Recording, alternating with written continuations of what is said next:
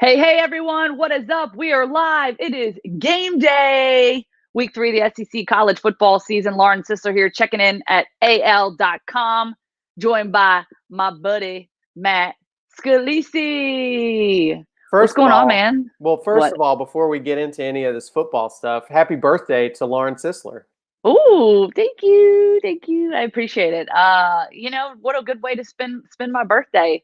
Covering college football. It That's doesn't get right. much better than that, you I know? I feel like we've all done it once in this business. If you work here, you're Yeah. going to end up at a football game working on your birthday. Yeah, you get that rotation going. Every year I'm like, okay, what day is my birthday on this year? So yeah, I mean, I'm pumped up about it. I'll be covering the Auburn game, and then I'll get to watch the Alabama game afterwards, since that Right. game got pushed now to, I guess, 6:30 Central Time on ESPN. That was supposed to be a 5 o'clock game. Yeah, so the weather I think is going to be a big factor for a lot of these football teams, especially here in the Southeast today with the hurricane coming through.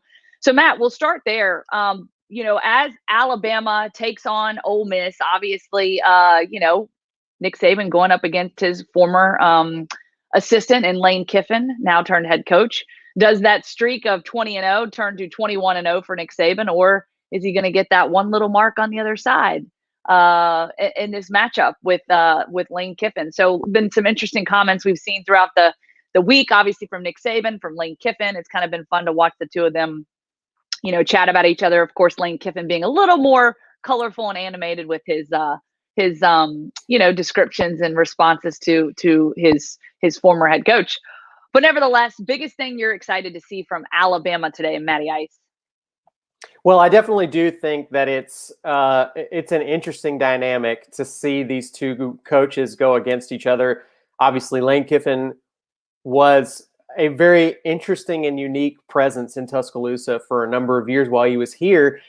I think it's impossible to say that he was not hugely instrumental in the change that Alabama has made offensively over the last, half a decade or so under Nick Saban. This program today is known for a style of offense that is almost the exact opposite of what it was known for before Lane Kiffin got there. So he's been a tremendous influence on this program.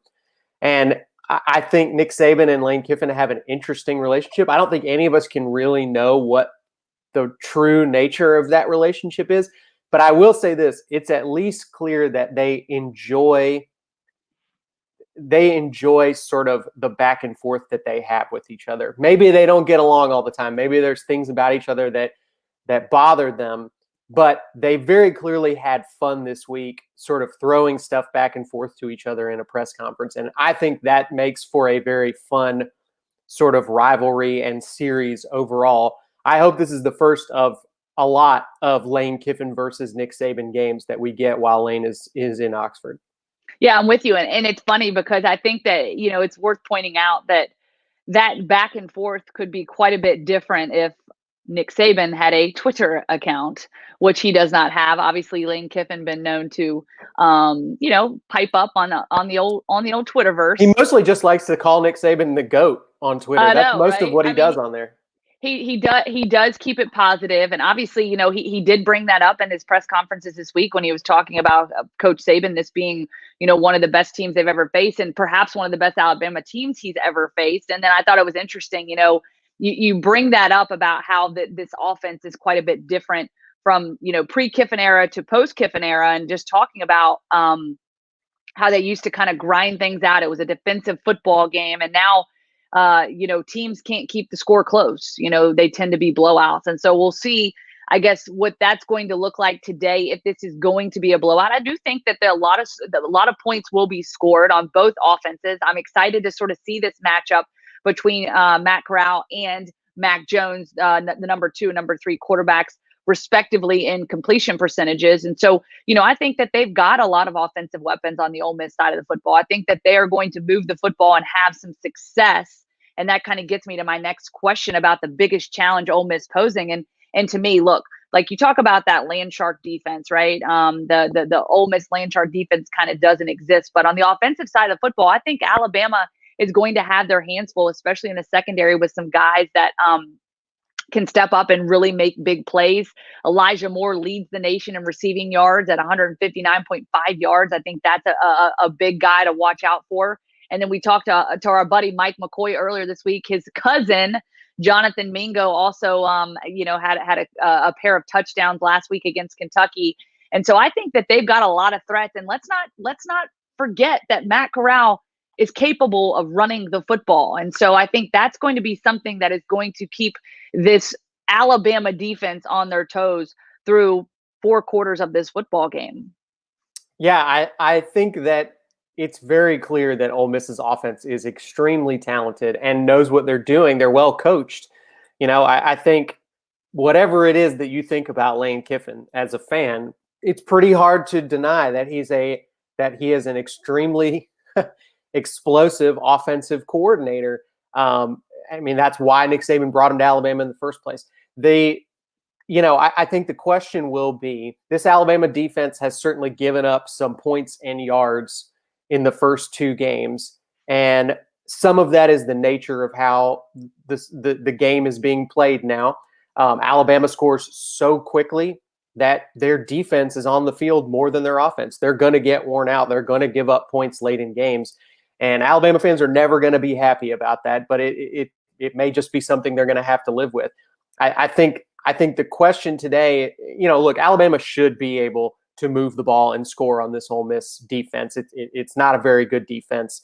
The Alabama offense is one of the best in the country. I think the question, challenge-wise for Alabama today, will be how much can you limit and mitigate what this Ole Miss offense does? You're not going to keep them off the board. This is not going to be a shutout. This is not going to be a clean slate for the Alabama defense.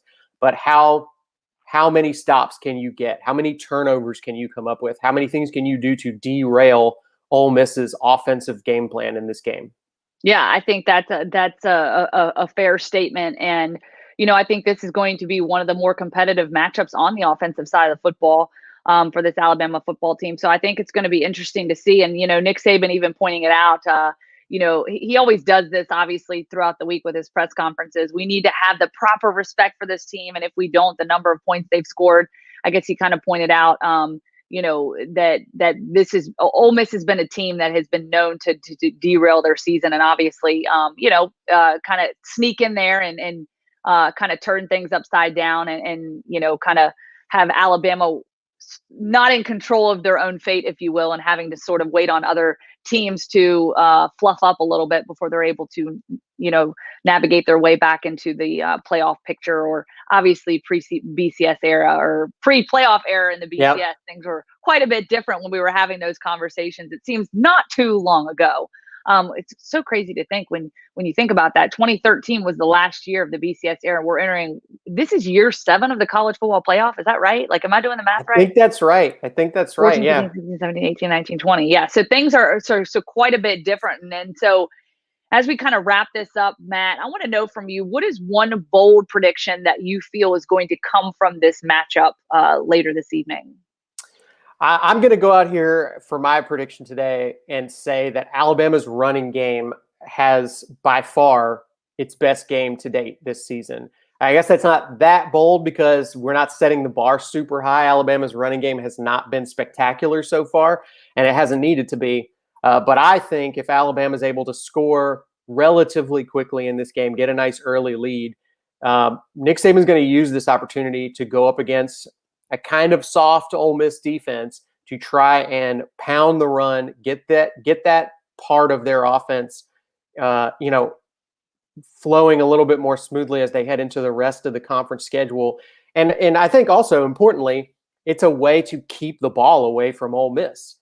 This is the kind of game where you want to have a powerful rushing attack. You want your offensive drives to last as long as possible before you score when you're going up against an offense like this Ole Miss offense.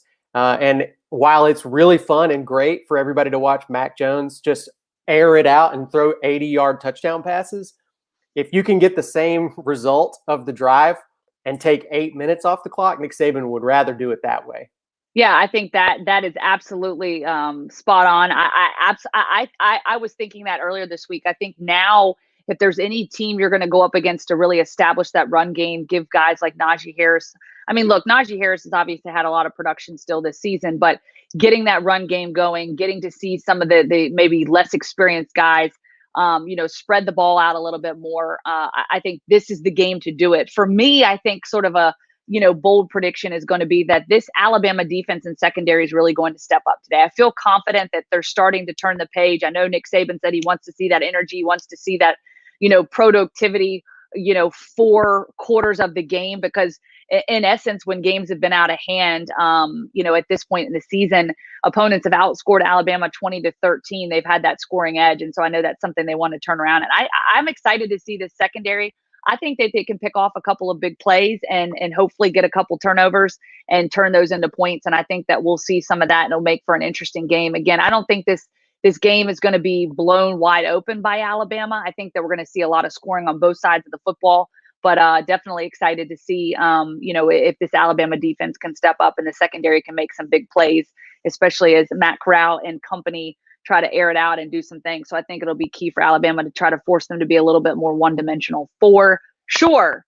Watch out for that wet ball and the wet grass in Oxford. It's going to rain all day before that game. It might not rain in the game, but it's going to be sloppy out there. That could also be a factor. Yeah, I think the weather's going to be a huge factor. Like I said, across the board around the SEC, it's going to be wet, and I'm hunkered down here in Auburn as well, and having to put the raincoat on, and hopefully things don't get too messy. But it was pouring down rain all day yesterday, so the field conditions definitely will make for an interesting matchup as well. And I don't know that the sun will be out to dry off that field at Ole Miss, so I don't think so. We'll see. But yeah. Sloppy ball. Week 3 of the college football season doesn't get much better than this. Matty Ice, appreciate you as always.